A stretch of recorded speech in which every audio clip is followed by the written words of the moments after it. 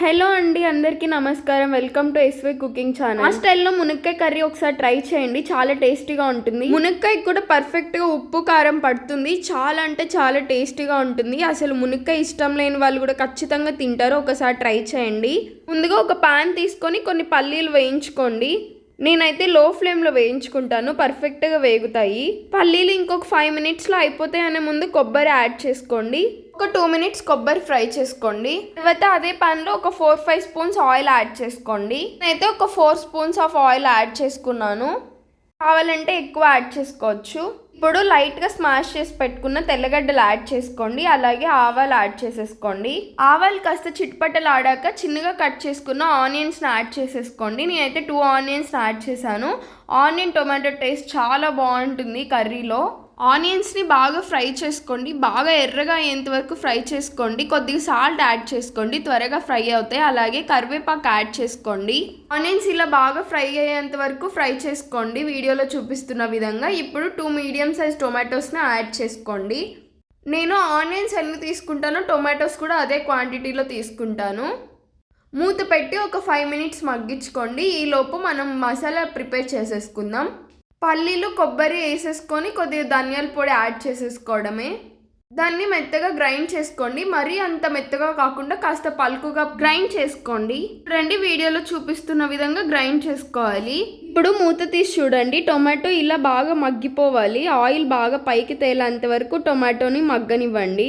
ఇప్పుడు కొద్దిగా పసుపు అలాగే కొద్దిగా కారం యాడ్ చేసుకోండి, మీ టేస్ట్కి తగినట్లు. బాగా మిక్స్ చేసుకొని మునక్కాయలు యాడ్ చేసేసుకోండి.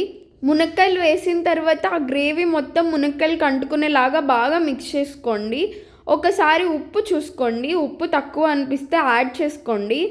మనం ఎంత ఉప్పు తింటామో అంత ఉప్పు ఈ స్టేజ్లోనే యాడ్ చేసేసుకోండి, ఎందుకంటే మునక్కాయకి బాగా పడుతుంది.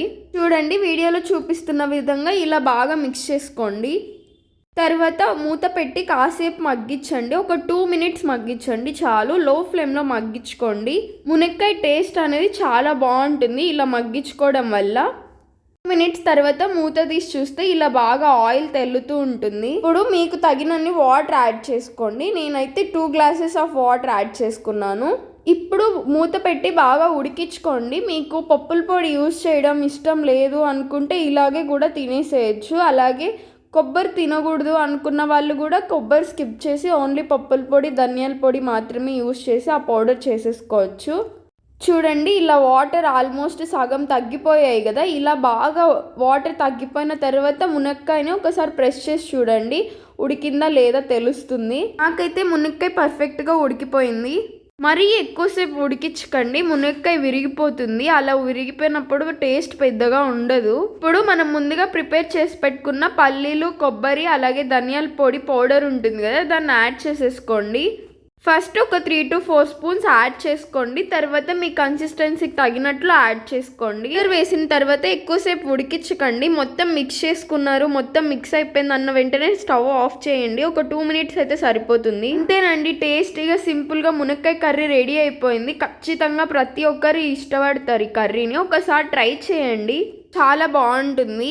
ఈ రెసిపీ అందరికీ నచ్చుతుందనే అనుకుంటున్నాను. తప్పకుండా ట్రై చేయండి. అలాగే ఇంకెన్నో రెసిపీస్ కోసం మన ఎస్వై కుకింగ్ ఛానల్ని సబ్స్క్రైబ్ చేసుకోండి. అలాగే రెసిపీ కోసం లైక్ చేయండి.